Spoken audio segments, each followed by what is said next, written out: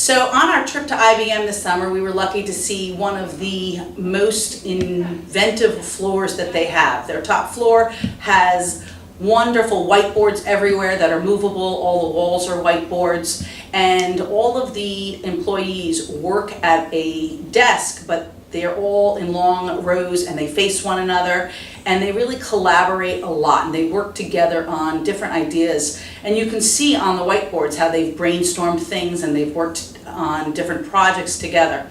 And they had these great glassed rooms, and they were all marked with the words think tank. And I thought that was really interesting because IBM truly is about making children think and getting them to look at problems differently. So here, where IBM does that for their employees, we have to start doing that for our students and getting them to work and problem solve their way through when they don't understand something.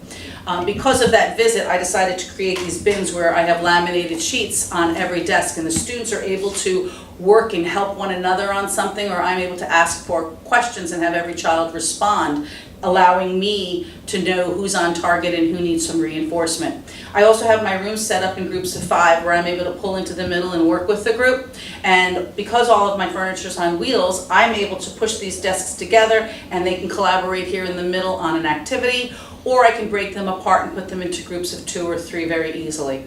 So the visit to IBM was interesting to see that what we're doing here with our flexible seating is so important to prepare them for what they need when they get out and go on their own. We work here not only on math, but on many of the strategic coherence plan pieces like collaboration and communication and perseverance. Today the students were working collaboratively in groups, and they were matching up the clues with the correct real numbers.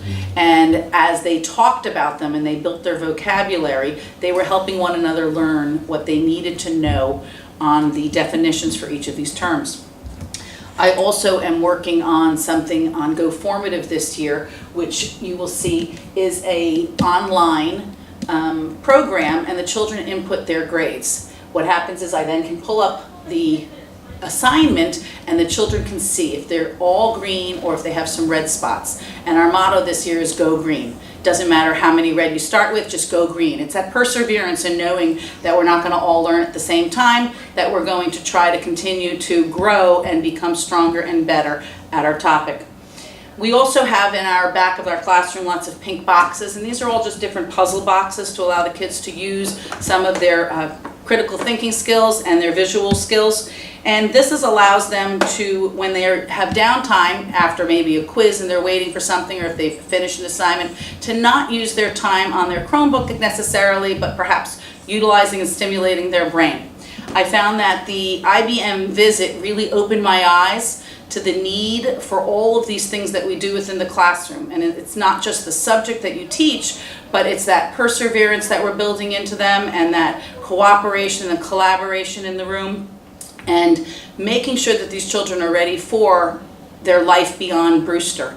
I heard an interesting statistic that 85% of the jobs in 2030 haven't been invented yet. So it's important that we prepare our students for life beyond and incorporate all of these strategic coherence plans to make sure that they're prepared.